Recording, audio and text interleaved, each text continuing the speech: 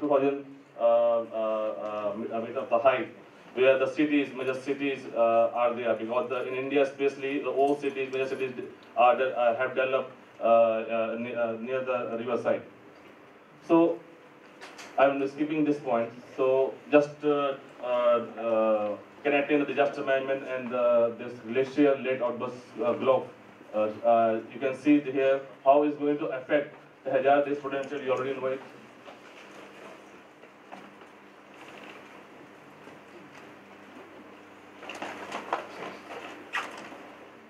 You see, different scholar, researcher have the different region. They can say, okay, there was a heavy rainfall. Some say there was a dam outbreak and the glacier was melting more at that time. So it was a combination of many other factors, including the glacier, melting of the glaciers.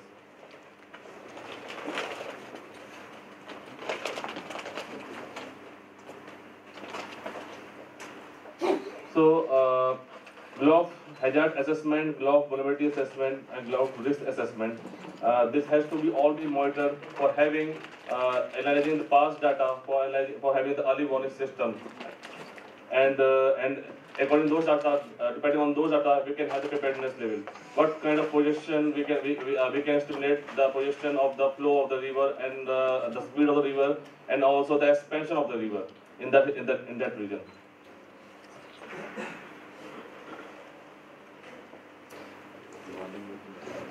You see, this is the image of the glacier outbreak. In the course, we have acquired this kind of informatics about the basin and its percentage covering that areas. So it is a complex thing. I don't have time much to elaborate those things, but we have used little complex things using GIS and other methodology to analyze the data that we got in the ground. This is the for Himachal region, in the river upper Ravi Basin region, where we have used this model. That is MMR model, melt runoff model.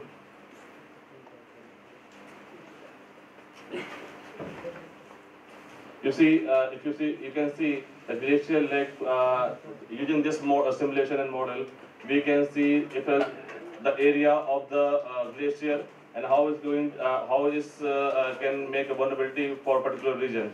This simulation shows high probability, medium probability, and medium probability, and the low probability. The low probability, if you see, is the highest area which can be damaged, where the sediments are already there. So from this study, we can evaluate what kind of damage it can be done with the river basin and the glacier in particular. So this is all about the same thing.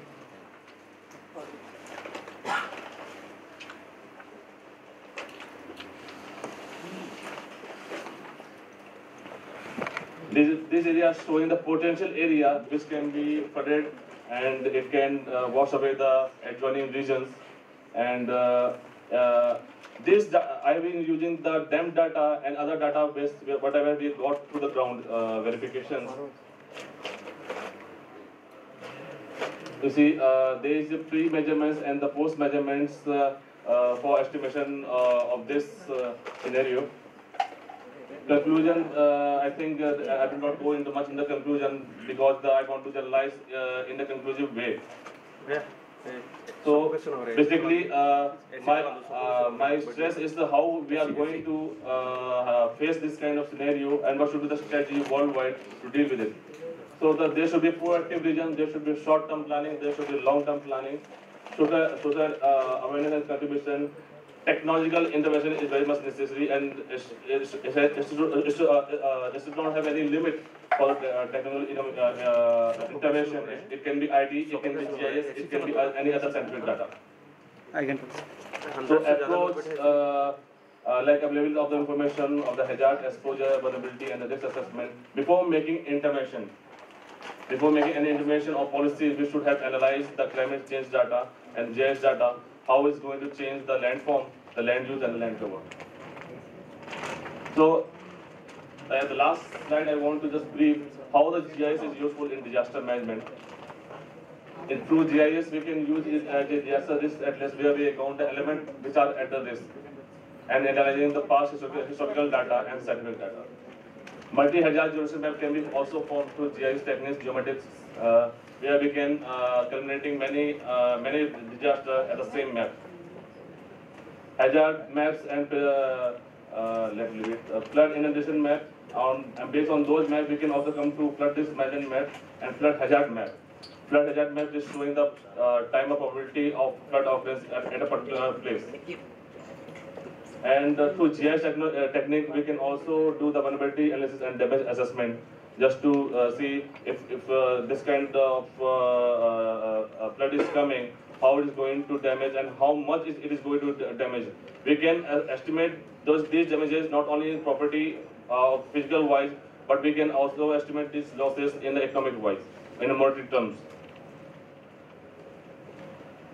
So, like I told, the glacier can lead to urban flood as well.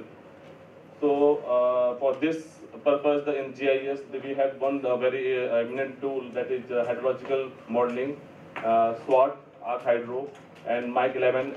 These are software which are very much useful for estimation for having this flood, urban flood scenario. Incident management and response system, web-based and emergency management software are already there. Some people are already drafting it according to the situation and the department need. But there are some companies who are already working on it. But the thing is that this system will fill the gap where where the gap is there in the time. When the incident happened and the disaster is there, how the government is going to act, how the support and the lift can be given in the least minimum time. So this kind of system, you can say the IT solution and the GIS, a part of it, can help to it. So thank you. Thank you very much. Excellent. So we'll now move on to the next presentation by Professor Namrata.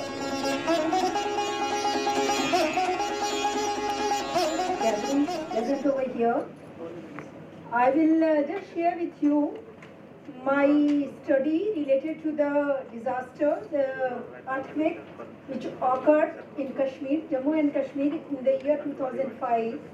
And in the absence of the GPS, I'll just show you how we could have given better services to the respondents, because a detailed survey was done by us, and then we have collected the data from the office of the collectorate, and we have done a simulation based on that. And there I'll show you the gaps. If there would have been effective GPS services there in the state of Jammu and Kashmir in 2005, 8th October 2005, the earthquake of intensity 7.6 occurred in J&K, and we have studied the various districts, but the most affected districts were Kupwara and Baramulla.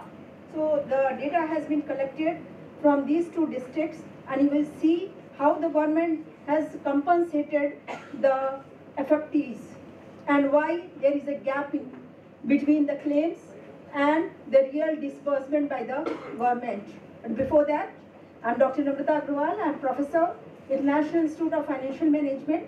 It is an institution under Ministry of Finance, with the Union Finance Minister as the president. And all this work we have done, and most of the data is the factual data collected from the DM office of J&K.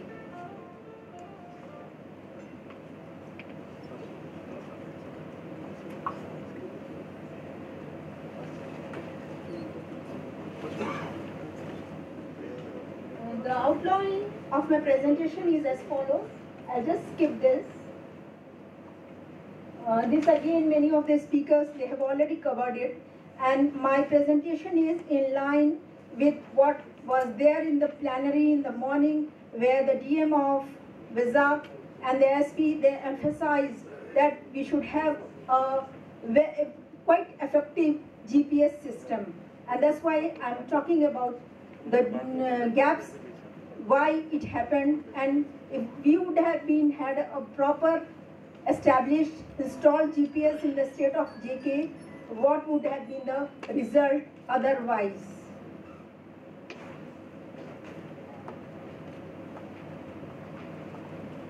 See, the research problem and the methodology is the paper highlights, and read from my presentation, or yes, it is there. The paper highlights the existing scenario of disaster vulnerability in the state of Jammu and Kashmir. A detailed survey was carried out in the earthquake-affected villages of Baramulla and Kupwara districts in Jammu and Kashmir. Data has been obtained from the government of Jammu and Kashmir to arrive at the closest figure on the following parameters: total losses incurred in terms of casualties, availability of medical aid, claims and government compensations, and gaps thereof.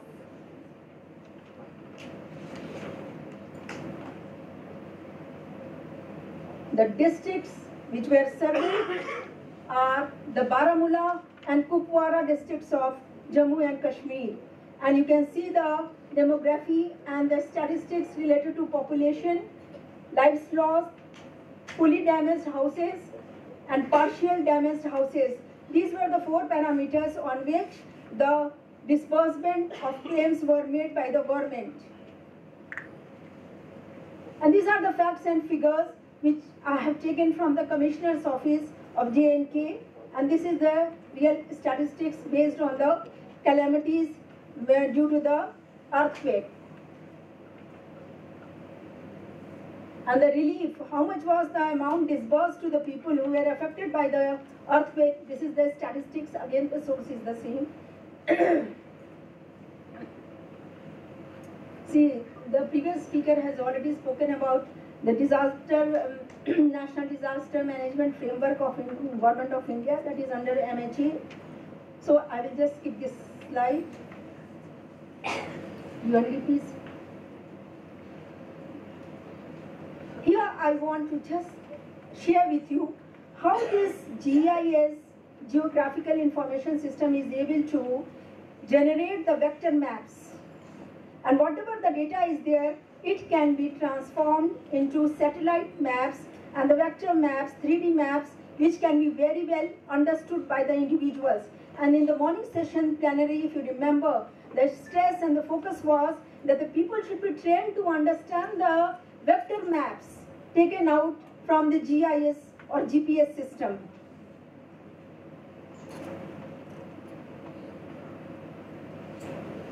So what it does, it creates maps of disaster affected areas immediately. It displays the complex data together in simple terms, a simple map which can be understood by an individual, creates spatial queries and spatial analysis, find the nearest point from a certain location or even determine areas with more than 50% structural damage, develops disaster scenarios for different disaster types. So what is the advantage of the GIS? It reduces the response time of disaster management agency through better decisions, well-defined organization structure, easy access to spatial and other related information, best routes, prioritized relief and rehabilitation, and availability of well-trained emergency personnel. Accurate assessment of damage in affected areas that helps in providing transparency in relief distribution, near perfect resource requirement projections.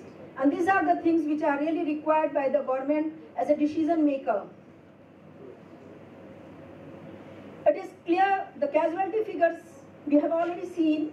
It is clear from the figures that the district of Kupwara and Baramulla have been worst affected, and thus the maximum relief distribution has taken place in these districts.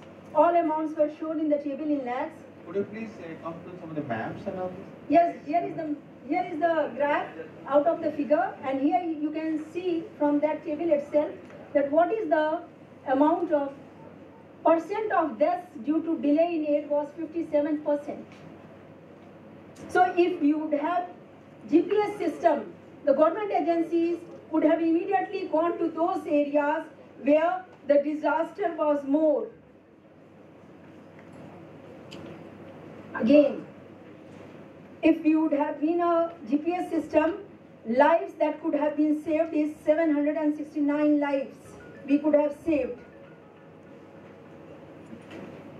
So the GPS can reduce the number of casualties. The total number of casualties due to the earthquake of 2005 in Jammu and Kashmir on Indian side as per official figure is 1,360. The GIS in place and the response time of the DMA Disaster Management Agency would have been improved. It would have been possible to save more lives. Damage to property. During the survey, the respondents were asked to indicate the estimated loss due to damage of their homes and amount to be compensated by the government. And this was categorized into different categories, that is the 4 categories. If the loss is this percent, this much will be disbursed to the affected respondents. Could you please conclude now? I am concluding. See, here is the gap. Just see the graph. There is a gap in the claims which were made by the affected parties and the compensation which was given by the government. The reason is that we didn't have the GPS system from where the decision maker would have seen. There were false claims also. And that's why the government decided to simply give them a package of relief instead of compensating individuals based on their claims. And that was immediately realized by the DMA and the central government as a whole that we should have an effective GPS system in the disaster-prone areas of our country. Thank you. Thanks for bearing with me as last but one of the speakers. Thank you very much.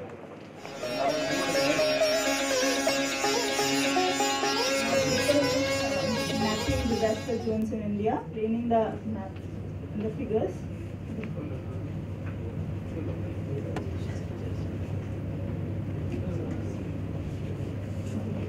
In this map, I can say like about 60% of the landmass is prone to earthquake, and 40 million hectares are prone to flood, 8 million are prone to cyclone, and almost 68% of the area is susceptible to drought.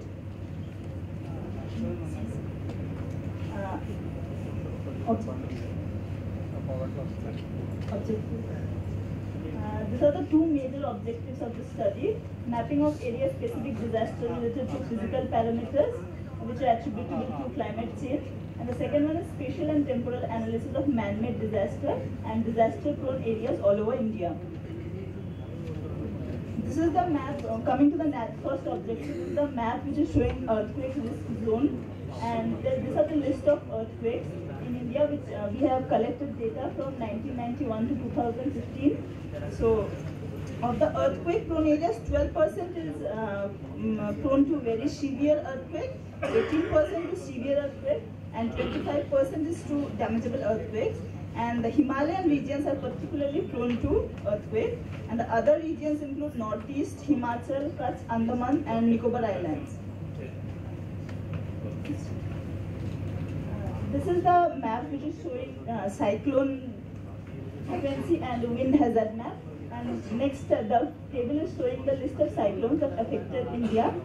So, about 8% of the land is vulnerable to cyclone, of which coastal areas experience 2 or more tropical cyclones of varying intensity each year.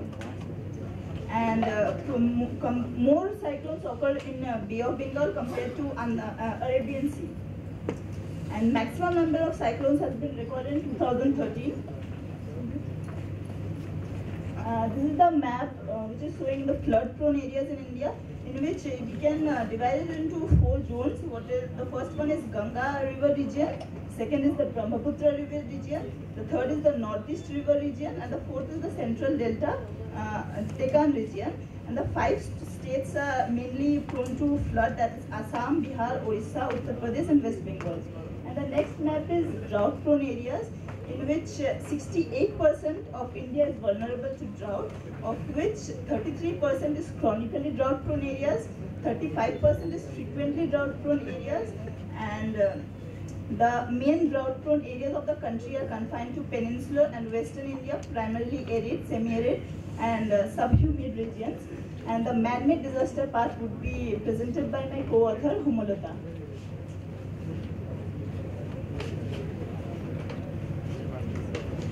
Hello everybody, I'm Homalata Bora, I'm the co-author of this paper. I will very quickly go to the findings of the three types of man-made disasters that we have tried to complete in the paper. One is stampede, the other one is fire accident, and the last one is terrorism. So in the record that we have maintained of 10 years, we see that 2005 there were around 169 deaths due to stampedes. And in 2008 there were 168 deaths due to stampedes, and in 2005 we had 229 stampedes. And the 2001, which was near it was in Maharashtra, and where the fire broke out in nearly a shop, and there were gas cylinders exploded, which caused the stampede in a steep slope. And in the 2001 Rajasthan, where 168 people were killed and 350 people were injured, and that the cause was again wall collapse near the entry gate, which was followed by a rumor of bomb explosion. So basically, we see this is due to public behavior or mismanagement of certain religious gatherings that generally happen. The second table that shows the causes. I will just go into the causes of fire accidents. Here we see the different incidences of fire accidents that has happened over the time, and I would like to classify them. And in my analysis, we see the most fire have fallen in the class C type and the class B type, where flammable liquids and gasoline, oil, grease have been the major causes, and in class C, electrical and energized electrical equipments have been the causes. In terrorism, again, maximum terrorism was recorded in the year 2008, and I will just go into the reasons, because socio-economic perspective is very important rather than just stating what facts and figures. And this is important in the purview that it disrupts the social fabric and world peace, and human and societal relationships have always been in jeopardy in the short term and the long term. And we'll go to the conclusion. So we see that disaster management, disaster research is a very complex process. It takes time because so many different institutions and coordinating institutions have to come into. They can read it. Yes. So it's all important things. Message has been Thank you so much. complete. Yeah. I would come back to the question you raised. What is the difference between ICT and the mapping tools? No. Yeah? The question is, what is the difference in the ICT tools you mentioned is like ArcGIS, mapping tool, and Google Maps. So my question is, what is the difference in ArcGIS and mapping? What is the difference? What is the difference between MapInfo and ArcGIS? There are only two different GIS packages. They do the same operation, same thing. So then how they are the difference? They are different software packages. They are from the one product. No, they are not the same product. They come from two different companies. There are also different modules.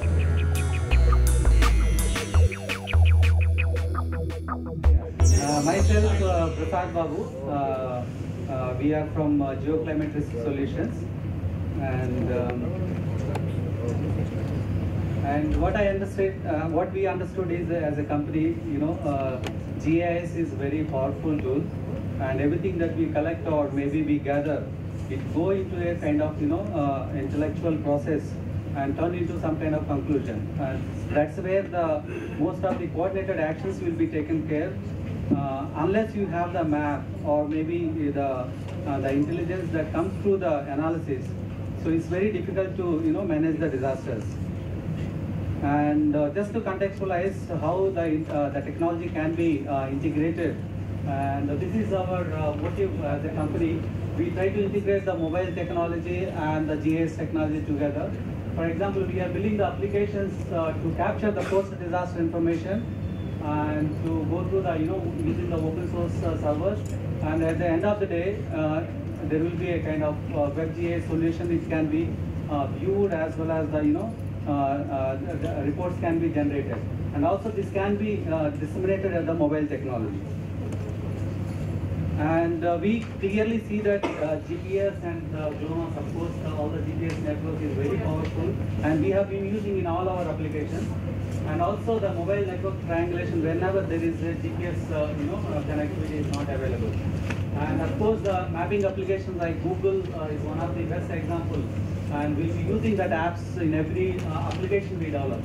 And also we are enabling all the applications with photo capturing and video and audio. Do you have any applications Yes, to I'm directly? yeah. So I'm just going to the one application which was recognized at the Sendai in Japan. This is a location-based application. The name of the application is GeoRisk. You can download it in any Android phone. Go to the Google Play Store and download.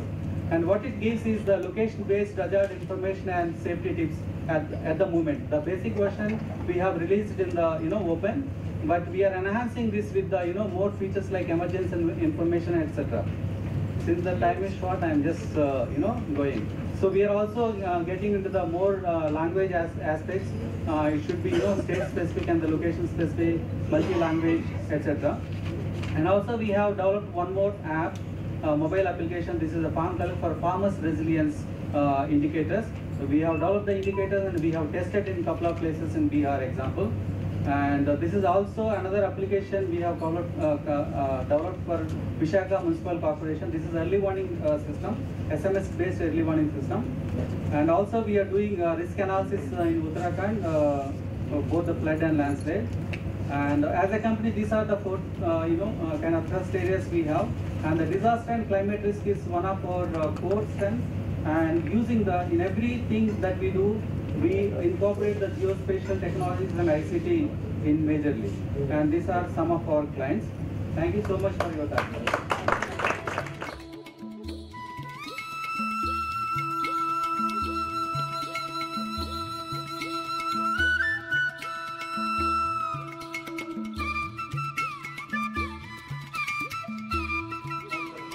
Must have been in Thane. But later I saw that it was named as like Thailand, like Ayla. It was also named as Thane. It was a very strong, dangerous thing. It weakened a little bit in 27, it was in 2011. It was in 2011 and 25th December. So it weakened a little bit. After that it grew so much stronger that it made havoc.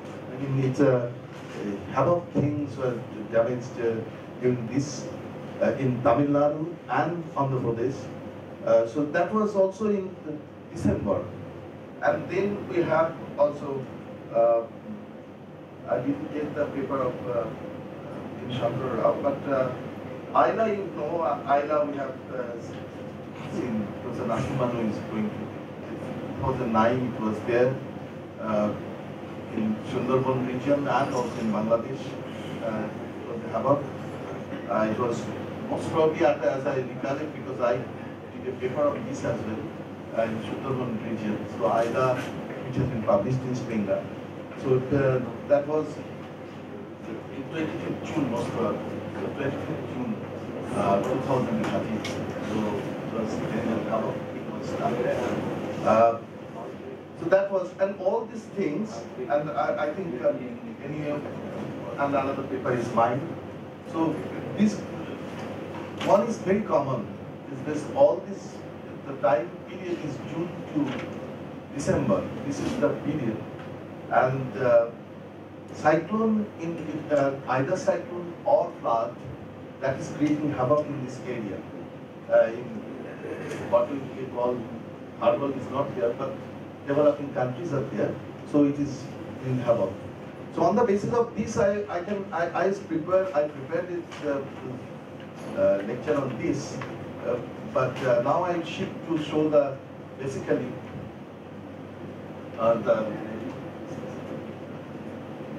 this was my paper, Social Vulnerability to Disaster and Need for Social Policy, but I'll just put the emphasis on the framework.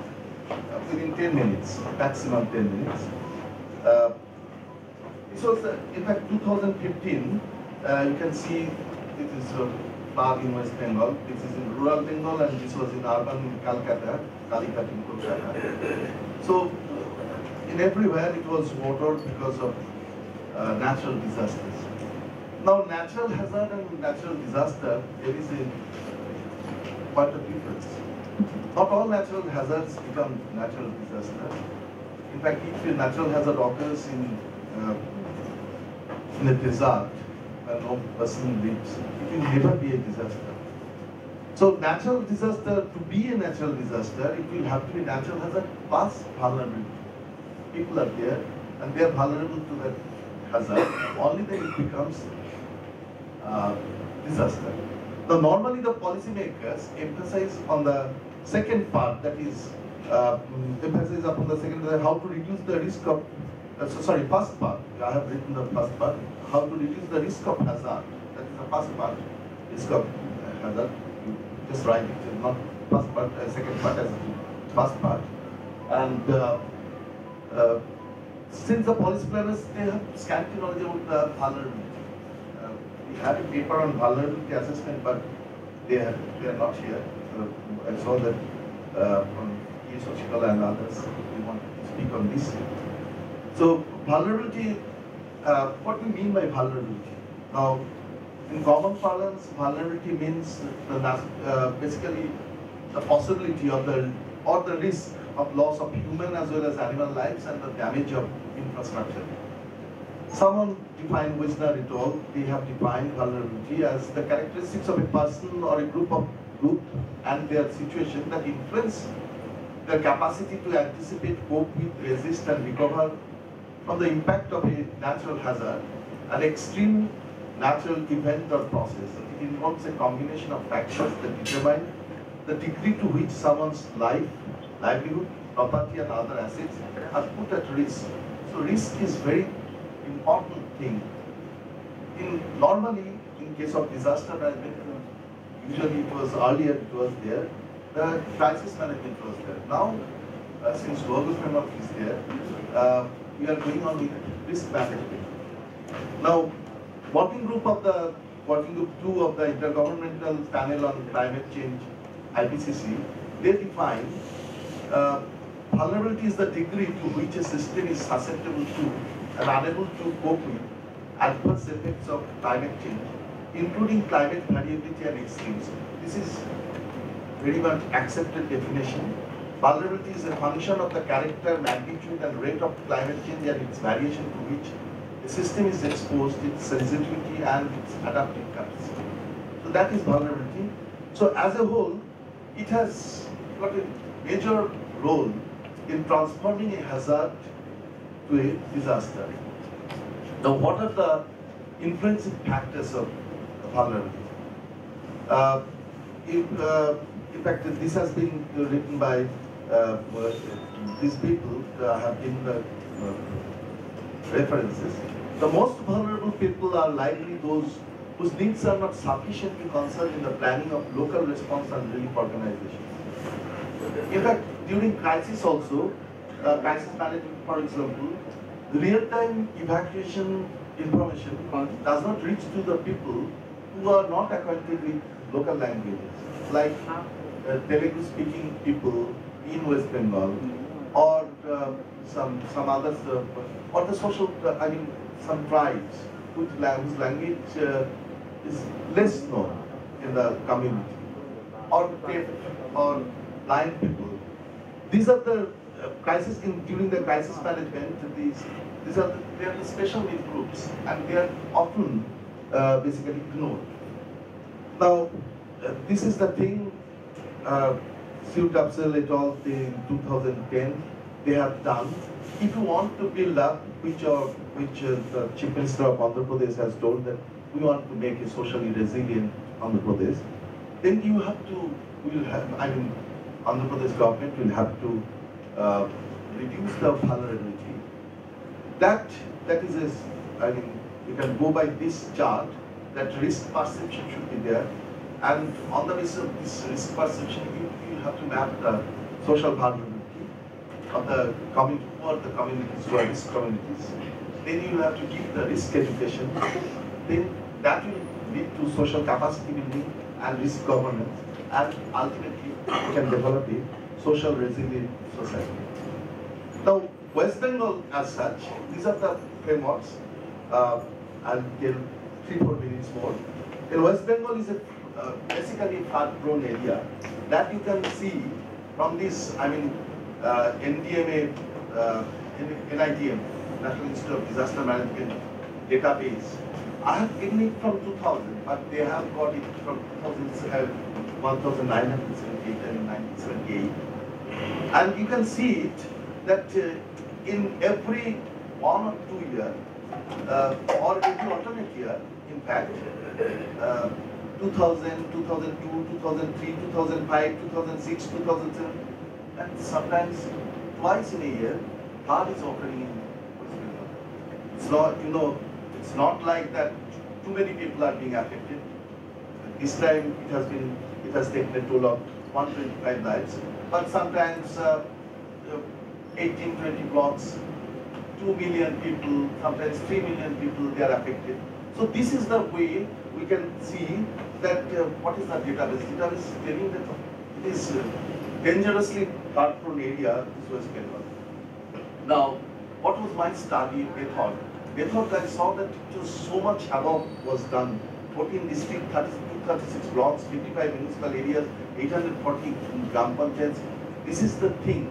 I can tell you that this is a joint assessment report. I relied on this basically, the West Bengal floods 2015, which has been prepared by a non-government association. Since it has been prepared by a non-government association, Interstate Alliance, that is PR, SPR India. So National Coalition of Humanitarian Agencies, I have based on their reports and the newspaper reports, from which I have seen the this is the 7,43,000 people houses have been damaged and 125 people have been dead. And research questions were what were the root causes of vulnerability to flood in West Bengal? How can they be measured? And to what extent administrative policies have responded to this social vulnerability? Now, why does flood lead to disaster almost every year? Three ways. We can see it from three kinds of policies in managing. Since I am from political science background, I focused on this particular area: prevention, mitigation, and prevention. Prevention is, of course, you can do some natural hazards. People are telling that someone who's writing the paper on man-made dams. That was some damage due to dam failure. That was also possibly in Nigeria. I saw it some way that was like this failure of dams.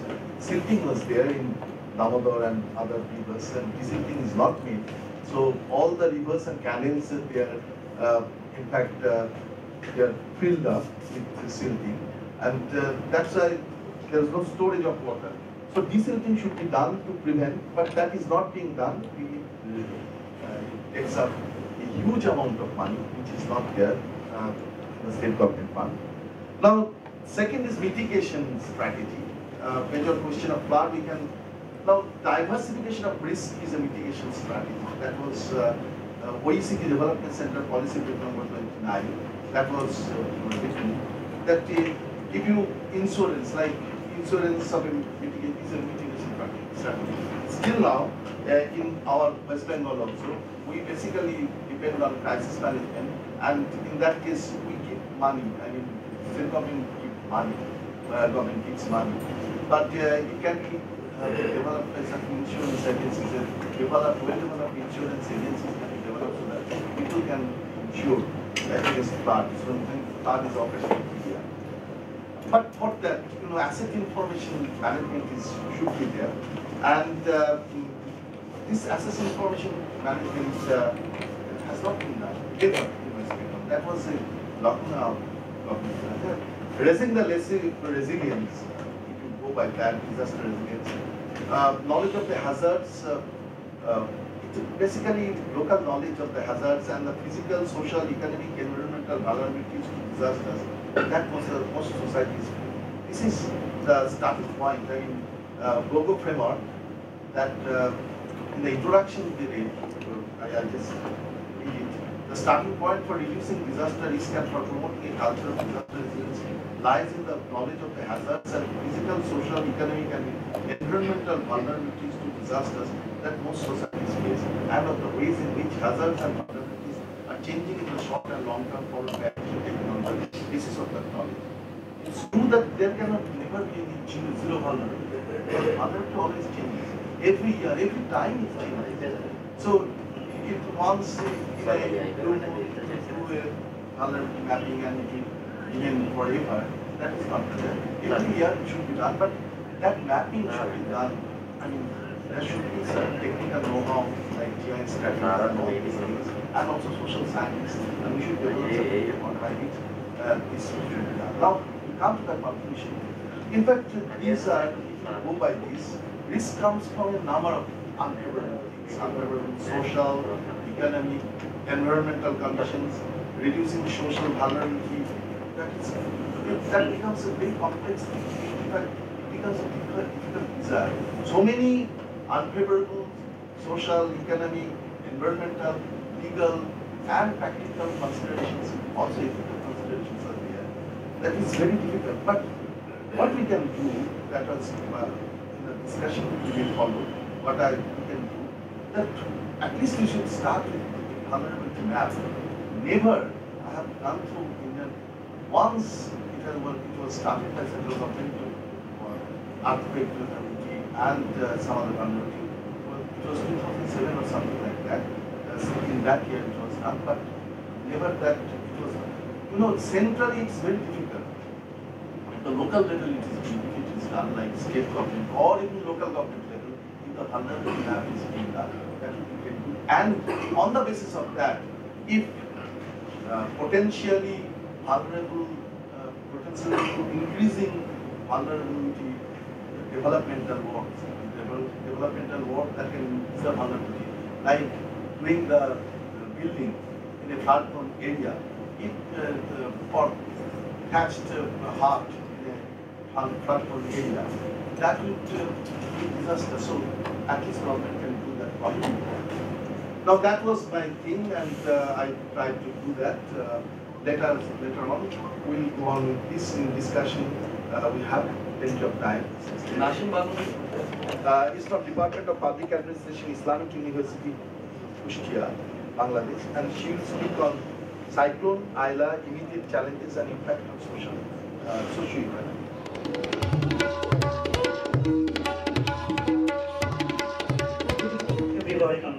My area is Cyclone Aila, immediate challenges and impact on socio-economic. Devastating Cyclone Aila, Bangladesh is very sensitive to climate change and sea level rise. It's vulnerable to cyclone due to global climate change with the sea level rising. Is first suffering from tropical erode from Bay of Bengal. Devastating cyclone cause of losses of life and damage to the properties. Since independence, 11 cyclones took life around 0.168 million. Cyclone intensity might be increased 10% due to increased warming. Adaptation and mitigation measure is considered to face disaster due to climate change. Objective of the study: take stock of the losses and damage due to Aila. This is the basic objective of the study. Find out the immediate measures in response to the affected people. Identify the challenges in response to rescue, recovery, delivery of relief, and rehabilitation activities during Aila. Discuss the findings and observation of the case study. In this paper, there is a 3 case study. Highlight the GOB Act, Plan Policy, Standing Order on Disaster Management. Put suggestion for precautionary measure to cyclone. Methodology of the study: primary data information has been collected from the case study of the Aila affected area. 3 case study. Government document literature relating to Cyclone Aila has been used as secondary sources. Unstructured interview has been made with the concerned officer for material development. Write-up has been finalized after careful examination of collected material with professional knowledge, as far as I can. Damage and losses of Aila. Total death 190, total affected district 11, affected Upazila 64, affected Union Portion and municipality 529, affected family 948,621, about 1 million, affected people 3,928,238, about 4 million, injured person 7,103. Damage and losses of the major area: household fully 243,191, household partially 370,587, Imbursement 1742 km. Crops lost fully 77,486 acre. Crops lost partially 2496 and 249,968 acre. Number of institution, education and religious fully 445. Number of institution, education and religious partially 4588. Road fully damaged 2233 km. Road partially damaged 6622 km. Number of trees of the culvert fully damaged 157. Most affected 4 Upojela. District Upojela affected family and shelter. Khulna Koira 43614 618 27310. Khulna Dokapa 12095 10500. Shakira Shamnagar 43625 9500. Shakira Ashuria 29529 Major emergency relief by Minister of Disaster Management. Graduation of relief rice 27951 million ton. Amount of USD 12.15 million. Graduation of relief cash 1.9 million. House building 4.28 billion. Total 18.33. International donor assistant ECHO 19.3 million. Food assistant health and wash EU 6.3 million shelter. DFID 1.58 million shelters supporting through IOM. SDC 1.31 million livelihood and wash. Government of Spain 0.66 million. Food assistant to WFP 18.5 million. Food assistant. UNICEF 2.79 million. Wash educated health and nutrition. FAO 0.5 million. Agriculture. UNDP 0.25 million livestock. WHO 0.10 million emergency medicine and wash. Restoration of livelihood sector, agriculture, livestock and fisheries. Estimated cost 106.44 million, 1.93 million, 46.93 million, 50 million, 1 million, 5.02 million. That means still there is a gap almost 100 million. Immediate response to ILA. Rescue of affected people including livestock, augmentation, health and care services, immediate supply of food, pure drinking water and non-food items like cloth, water and etc. Transportation of relief goods to the affected area using roads, rivers and air route. Clearing and restoration of the road, river communication and telecommunication. Receiving relief goods and privatization the affected area for distribution of relief. Coordination of the activities of NGO local communities in ILA response. Challenges faced: inadequate and insufficient equipment, lack of communication facilities, control and coordination with NGO and donors, distribution of material to inaccessible places, lack of landing site in remote area, lack of reliable database, problem in early warning forecast, unwillingness of vulnerable population of evacuation, restoration of essential facilities. Future challenges. These challenges exist today also. Ensuring of cyclone center for all vulnerable of coastal belt, preparation of comprehensive program for construction of investment in the coastal belt, construction of sustainable house, providing of safe drinking water, arrangement of sluice gate on the investment of the stream culture in the coastal area, expansion of operation area of the cyclone preparedness program, mainstream of disaster risk reduction in development process and adaptation to climate change. Impact on socio-economic case study. The study period is March 2010 and it is also cross-checked in June 2015, almost same result. Study area, Ashunia Upojela in Sakhira district, total responded 360. Study finding drinking water. 26 respondents said had their own tube well, but ILA destroyed. 154 respondents had no tube well. They used to collect drinking water from the neighbors. 71% of the respondents were collected drinking water from the locality from almost within a 1 mile. Study findings: sanitation. 86.68 had their own sanitation arrangement, 57.78 fully, 36.11 partially destroyed, and 6.11 went to underwater. Livestock and poultry responded had 302 cow, 748 goat, 38 buffalo, 25 sheep, and 3912 poultry. 233 cow, 571 goat, 38